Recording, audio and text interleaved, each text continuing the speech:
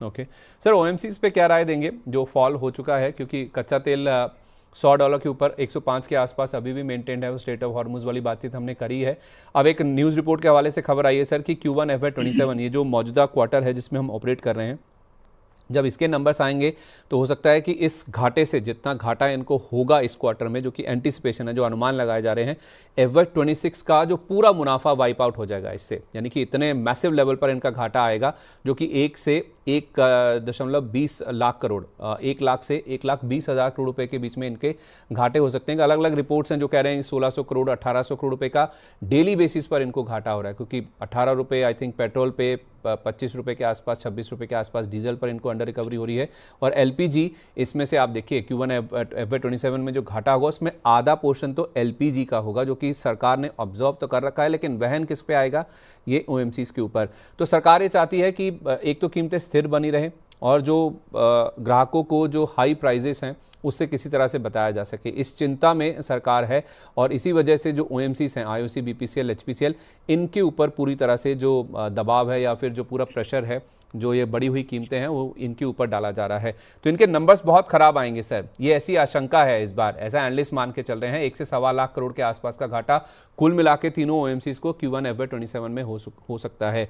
ये प्राइस में है सर, जितना फॉल हो चुका है 140 के भी नीचे आईओसी आ गया। क्या इन लेवल्स पर मान के चलें कि यहाँ से कुछ होगा तो अच्छी ही खबर आएगी, राहत ही आएगी, इफ़ इन केस सरकार ने 4 साल के बाद ही सही अगर कोई कीमतों में बढ़ोतरी कर दी यहाँ पे तो?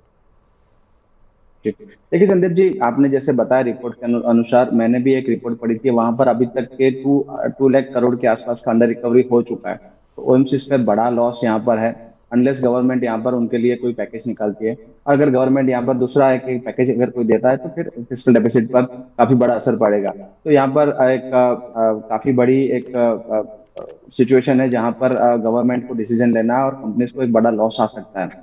अभी आप देखेंगे तो यहाँ पर कोई बॉटम आउट के चांसेस तो नहीं दिख रहा है। जब तक आप देखेंगे तो ब्रेंट क्रूड का भी आप एक रेंज देखेंगे तो ब्रेंट नीचे में जोन के अंदर करीबन $90 के अराउंड एक अच्छा सपोर्ट है, और करीबन $115 के अराउंड एक आप देखेंगे तो एक रेजिस्टेंस है। तो एक बड़े बैंड के अंदर क्रूड भी यहाँ पर एक कंसोलिडेट कर रहा है। और जैसे जरा से चार्ट डेवलप हो रहे हैं, जैसे 115 के ऊपर अगर ब्रेकआउट मिलता है तो आई थिंक यहाँ पर बड़े लेवल्स क्रूड में बन सकते हैं, करीबन 130 से लेके 145 जो 2008 में हमने देखे थे। तो यहाँ पर काफी आप देखेंगे तो एक सिचुएशन डिफिकल्ट बनती जा रही है होम चीज के लिए। तो बिल्कुल यहाँ पर खरीदारी की सलाह तो नहीं रहेगी। अगर ये स्टॉक तो काफी ओवरसोल्ड जोन्स में आ चुके हैं, यहाँ से बाउंस तो एक्सपेक्ट नहीं कर सकते, बट यहाँ पर नए लेवल्स इन्वेस्टमेंट करके यहाँ पर आपके यहाँ पर रिटर्न्स भी नहीं बन पाएंगे। और वीकली के 200 एसएमए के अराउंड भी यहाँ पर स्टॉक चल रहे हैं। तो अगर उसके नीचे क्लोजिंग मिलती है तो स्टॉक में लोअर लेवल्स भी यहाँ पर पॉसिबल है, तो बिल्कुल अभी अवॉइड करना चाहिए। और जब तक क्रूड 85-80 डॉलर के नीचे यहाँ पर क्लोजिंग नहीं देता, या फिर जो यूएस ईरान का टेंशन है जब तक खत्म नहीं होता, तब तक यहाँ पर दूर बने रहना चाहिए। ठीक है, दूरी बना के रखें आईओसी, बीपीसीएल और